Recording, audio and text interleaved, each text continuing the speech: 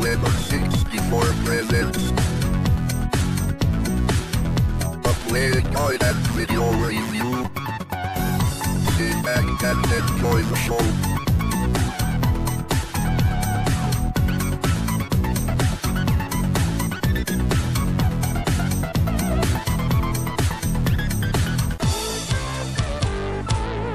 Hey there, welcome to the very last Lemon C64 game guide and review in this series, and in this episode we'll be taking a look at I.O., a fan requested game, short for Into Oblivion, and that was developed by Kinetic Design and published by Firebird in 1988.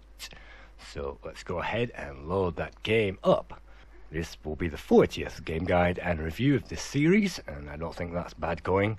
We've covered many games together, and we've looked at some great games, as well as one or two not so great games. And I guess this game, well, some games are divided by the populace, and this is one of those. So upon loading the game, finally we get to a loading screen, and that loading screen is very well drawn indeed, and opens the game up for some high adventure. So, as you may have heard, this game was published by Firebird, and Firebird was actually owned and ran by British Telecom, subdivision of that, and British Telecom, through Firebird, were obviously releasing many games, including Elite, most famously in 1985, Pandora, Mr. Heli, Magnatron, the Druid series, Revs, and Bubble Bobble appeared in 1987, as well as Jeff Crammond's other classic, The Sentinel, in 1986.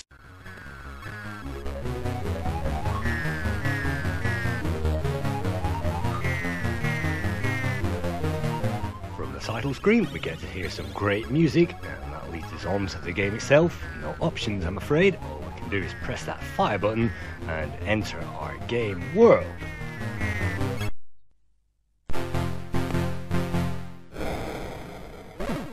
In I.O., we pilot a ship through 4 very difficult levels, packed with enemies, and just like ordinary horizontal shoot-'em-ups, it's our job to survive. And survival in this game is easier said than done. You may appreciate at this stage there are some great graphics on offer, some smooth scrolling, and some great meaty sound effects as well. I have no problem with the music or the sound effects in this game. I just complain somewhat that it is very difficult to get into, particularly for that novice user. So let's go ahead and try that again. From the off, we can see a very nice launch there from the mothership, and a hail of firepower heading in our direction. You can see a green thing hiding away in the corner. That's actually a smart bomb. If we can reach that, that will blow everything up. But the hardest thing at the beginning is trying to find our way through all these enemies and find a path towards that thing to get ourselves further in this game.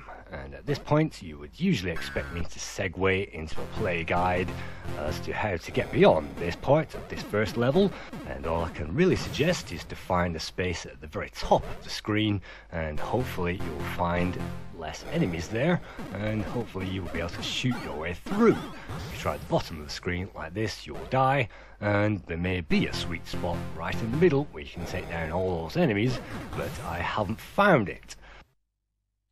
I must apologise that my screen ripper hasn't really ripped the sound very well, particularly when it comes to this intro music, but I hope you can get a feeling for the gameplay of this game. This game was coded by Douglas Hare, perhaps no relation to John Hare, and he also created Eliminator for Audiogenic in 1990. The graphics were created by Bob Stevenson, and he first appeared on the C64 scene with 1985's The Pawn, those great graphics in that text adventure. He moved on to Myth, History in the Making, Rallycross, and the great Salamander. And the music, of course, was David Whittaker, and he created the music for 180 The Darts game, as well as Beyond the Ice Palace, Feud, which I thought was a great soundtrack, and Night Games, of course, and Panther, which we reviewed the other day. So David Whittaker with a great legacy as usual on the C64. But returning to this game, I'm afraid this game doesn't, in my mind, have a great legacy on the C64. You can see we've just about worked out how to get through the first wave. Can we make it through any more screens?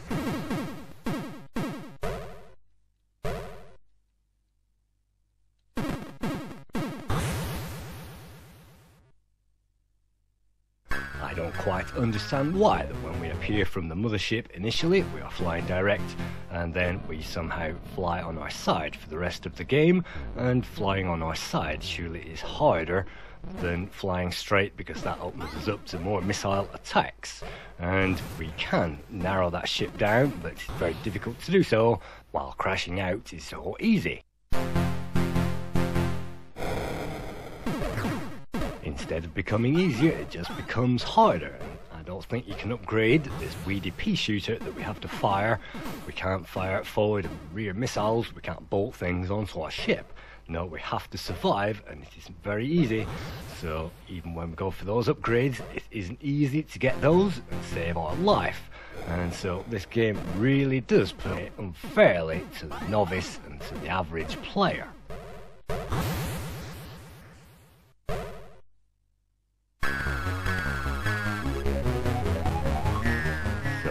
You see me trying to get anywhere in this game, I'll just say thank you for watching all the play guide and reviews that I've done already, and I hope you don't mind this isn't a play guide to this game, basically because I can't play it. And that's one advantage of selecting your own games, your own favourites for these play guides, and I only tend to play those games that I can play in the first place. That certainly helps, and this is not one of them. And I am usually quite good at shoot-em-ups. In fact, some of those shoot-em-ups are my favourites, others are not, and this one is definitely not. So thanks again for watching this play guide and review, and whilst you see me battling on, I will say hopefully I'll be here in the new year with more, and maybe more of my favourites or more of your favourites, depending on which games you choose in the comments. On to the scores. Commodore Format gave this game 41%, the Lemon C64 crew gave it 75%, Zap gave it 78%, CMVG and Commodore User gave it 80%, and Commodore Force gave this game 82% upon its budget release. So a very mixed spread there, but most users agreeing that if you get into this game it is worth 7.5 out of 10. I'll reserve my verdict on the game because I really didn't get far enough to try it. So thanks once again for viewing another Lemon C64 play guide and review, and I hope to see you again sometime soon. Thank you.